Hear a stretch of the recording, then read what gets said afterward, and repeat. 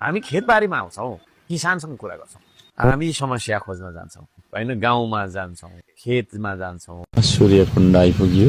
यसरी यो खेतबारी गाउँघरको समस्या बुझ्नलाई है, बुझ्नलाई तपाईँले अब यस्तो भन्नुभयो, जितेर जो जग्गापछि उतै हराउनुहुन्छ भन्नुभयो।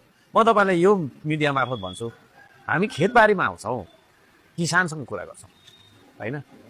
पछि सुन्नु न, सांसद जितिसकेपछि त नीति बनाइदिने, कानुन बनाइदिने। यहाँ म ठेक्का आएँ, म यहाँ ठेक्का आएँ। समस्या नै थाहा छैन भने केमा नीति बनाउने? तपाईँ भात पकाउँछु भन्दै हुनुहुन्छ होइन, चामलै छैन भने पानी मात्रै हल्लाउने, त्यो चामल हो क्या समस्या चाहिँ। खेतबारीमा जानु पर्यो, किसानको समस्या के हो, अनि बल्ल त्यहाँबाट मेरो एजेन्डा यो रहेछ भन्ने थाहा हुन्छ होइन।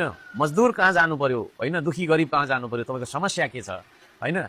बिरामीलाई सोध्नु पर्यो नि त कस्तो अस्पताल बनाउने भनेर त होइन, तपाईँको के दुःख छ भन्नु पर्यो नि त, अनि तपाईँको चाहिँ नि के अरे औषधि खोज्ने होला भने जस्तो।